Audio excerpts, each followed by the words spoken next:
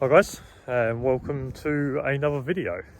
And this video is just a bit of an update. So last week when me and Coop were coming home from work, someone pulled out on us at point blank range. Couldn't miss him, tried to swerve out of the way and still had a crash. Cooper's fine, I'm recovering a little bit, I've got some injuries. Cooper was absolutely fine due to his crate. Now, as I've said before in videos, that the crate, a lot of people think that the crate is there to protect people from the dog, and for the large part, when on site and when working, etc., that could be the case.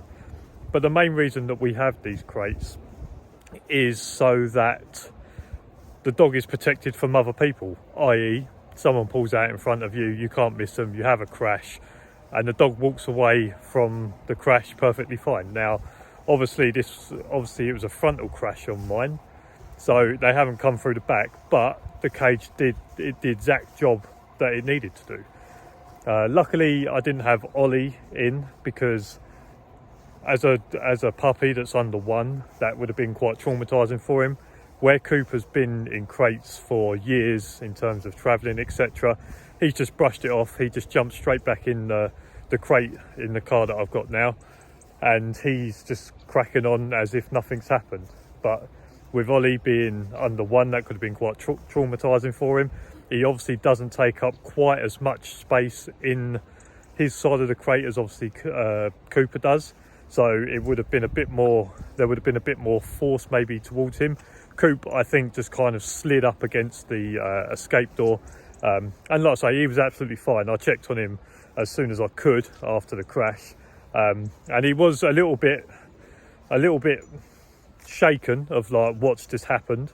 And then the moment someone else walked behind me to come and make sure the dog was all right as well, he started barking and doing his normal stuff that he does on site. So I was like, oh, okay, he's absolutely fine.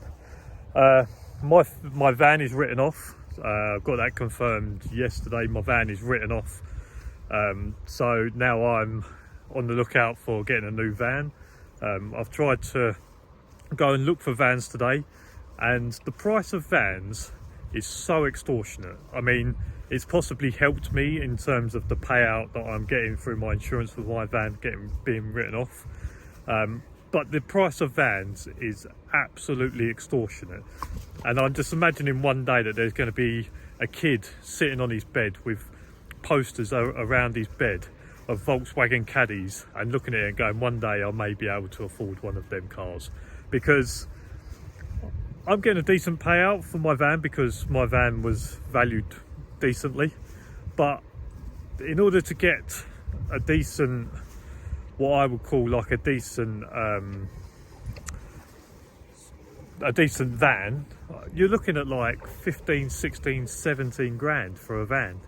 And I'm talking vans that are 5-6 years old. Problem is now we've got ULEZ, so you can get ones for cheaper, but they're not ULEZ. So if you are having to go into ULEZ zones, which I possibly could because they're only about 15 miles away from me, all of a sudden, instead of paying 12 grand, 11 grand for the van, the exact same van that's a year older is now like 14, 15, 16,000. So I am on the lookout for a van. I want to make sure I get the right one. I don't want to get one and then have to sell it and then have to buy another one. So I am kind of on the lookout. Like I say, I'm on the mend a little bit. I have got some injuries from the crash. It was a bit of a nasty one. I was doing about 40, 45 on a 50 road. And he just pulled out of me point blank. And although I was braking and I tried to steer to miss him, from about 10 foot, I just knew I weren't going to be able to miss him.